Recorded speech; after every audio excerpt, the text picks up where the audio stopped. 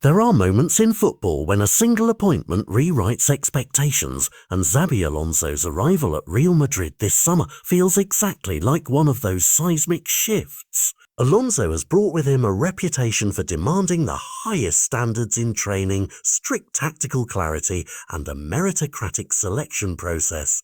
If you don't show it on the training pitch, you won't see it on match day. That approach has turned routine squad hierarchies upside down because the coach prioritizes reliability and tactical intelligence over reputations accrued under previous managers. The immediate result is a reset where players must continually prove they're the best fit for Alonso's system rather than assuming their place based on past favour or sentiment. This is not a subtle nudge, it's a clear, enforced culture change that has already influenced selection, minutes, and the conversations happening behind closed doors at Valdebeba. The clearest beneficiary of that reset so far has been Álvaro Carreras, the 22-year-old left-back Real Madrid completed from Benfica this summer. Madrid invested heavily to bring him in, and the club's decision was deliberate. Carreras offers positional discipline, a physical presence, and the attacking legwork required to thread Alonso's press and transition play. Since arriving, he's been fast-tracked into the starting lineup because his profile,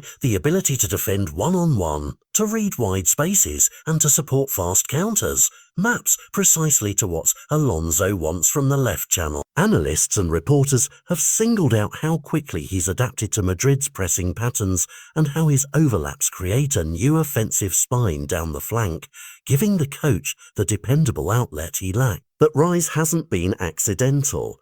It's the result of a recruitment plan married to a coach who rewards immediate tactical fit. But every rapid ascent creates a ripple, and the human cost shows in the faces and body language of those displayed. García, who returned to the club with momentum and fan goodwill after productive spells away, has seen his match minutes become more sporadic as the pecking order reorganizes. Continuity under the old regime has been replaced by a competition-based reality where fit matters more than favour. Mendy's case is more delicate.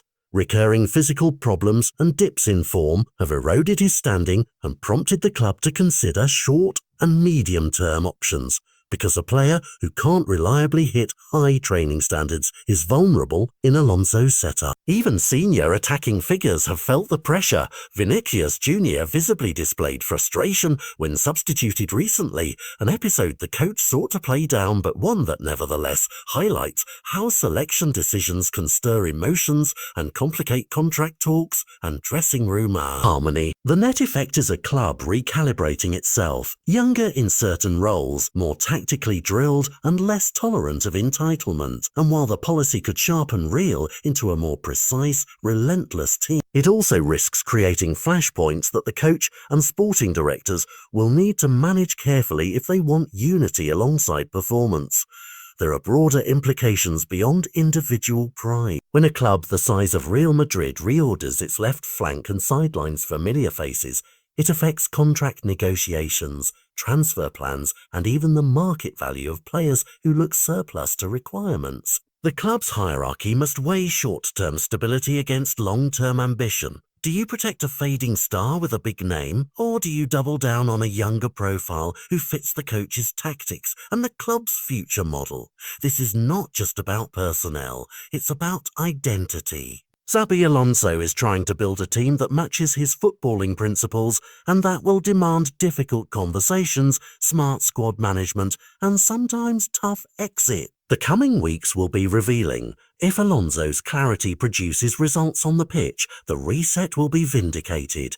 If it produces unrest, the club will face bigger questions about cohesion and leadership. Either way, what we're watching is a power shift driven by a coach who prioritizes footballing fit above past favour, and Real Madrid's season, contracts and transfer window will all feel the consequences.